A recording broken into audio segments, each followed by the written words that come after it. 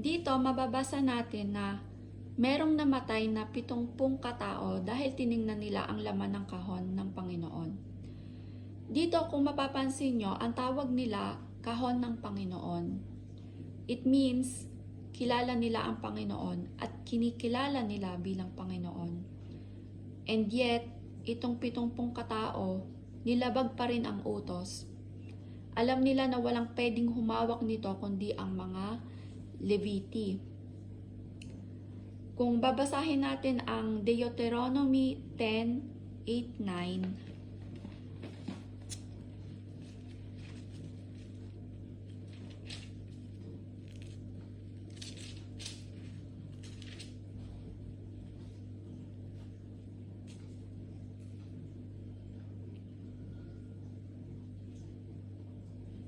nang panahong iyon, pinili ng Panginoon ang lahi ni Levi para sila ang magbuhat ng kahon ng kasunduan ng Panginoon, para maglingkod sa kanyang presensya, at para magbasbas sa mga tao sa kanyang pangalan. At hanggang ngayon, ganito ang gawain nila.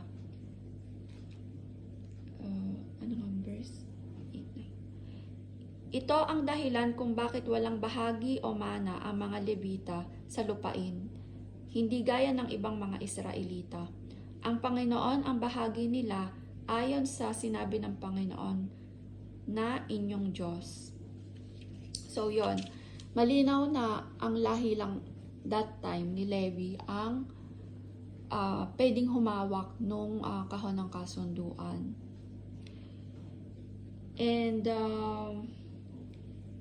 And since na Israelites sila, dapat alam nila ito. Kumbaga, imposible na hindi nila alam ito dahil ang kahon ng kasunduan ay napaka-importante sa mga Israelita. Kumbaga, ito ay sakro. And kung babalikan natin yung mga Filisteo, di ba, nung sa about kay Dagon, di ba? Meron silang takot kay Dagon. Actually, di ba, nung nahulog yung ulo at kamay ni Dagon sa pinto, hindi na sila tumapak kailanman dun sa lugar kung saan nagpatak yung ulo at kamay ni Dagon. Dahil para sa kanila ay sakro yung kung saan pumatak yung ulo at kamay niya. And dito, makikita mo talaga na ang heart ng mga Filisteo ay na kay Dagon. Diba? Meron silang takot kay Dagon. And itong 70 katao na ito na namatay, magtataka ka, bakit sila, wala silang takot? Diba? Knowing na bawal. Diba? Pwede rin diba yung parang pwede rin silang matakot na, naku, bawal nating hawakan yung kahon ng kasunduan. Naku, 'di ba? Yung katulad ng mga Filisteo na naku, bawal tumapak dito, yung ganon. So, bakit hindi sila natakot?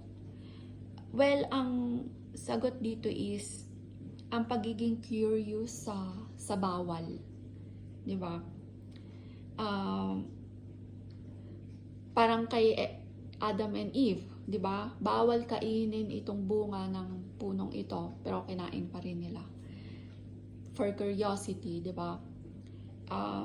For example na rin lang yung mga kabataan, 'di ba? Marami silang curious sila sa mga bawal. Halimbawa, sinasabi ng magulang na huwag kayong maninigarilyo, huwag kayong mag-iinom, pero since na curious sila, talagang ginagawa pa rin talaga nila, no? Kasi gusto nilang malaman kung ano yung mga feeling, kung ano ba yung feeling ng nalalasing, ano bang feeling pag naninigarilyo ka, etc. So, dito makikita natin na hindi kasalanan actually ng Diyos kung namatay itong 70 katao, di ba? Namatay sila dahil lumabag sila dun sa law. And namatay sila kasi, di ba nga, na andon ang presensya ng Diyos dun sa kahon ng kasunduan. And since na nasa Old Testament pa, wala pa si Jesus na nag-uugnay between man and God. Kaya, automatically, pag lumapit ka, mamamatay ka talaga. Kasi nga, we are sinner, di ba? And si God ay hindi. He is pure. So, bawal ka talagang lumapit. Automatically, mamamatay ka.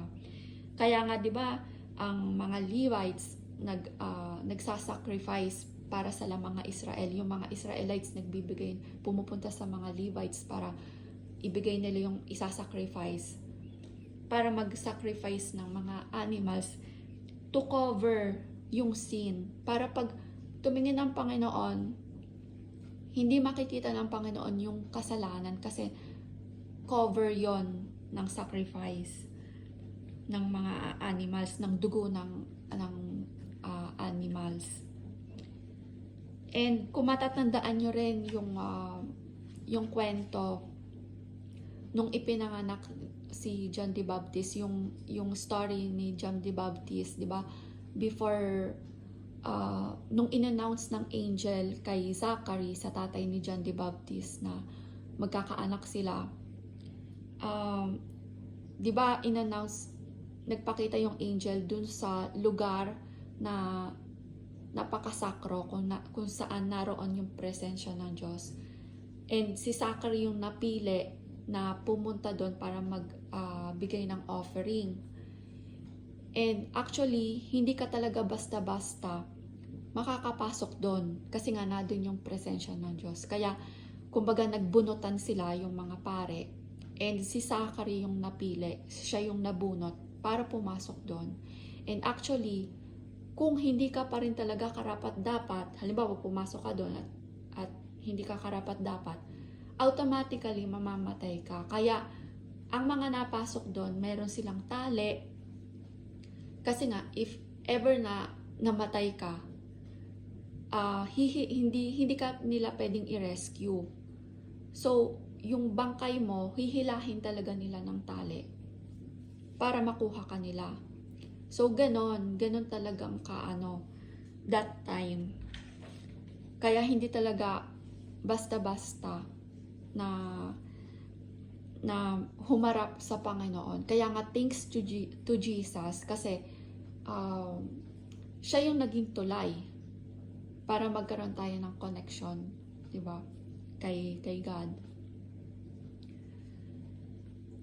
And sa verse 20, basahin natin.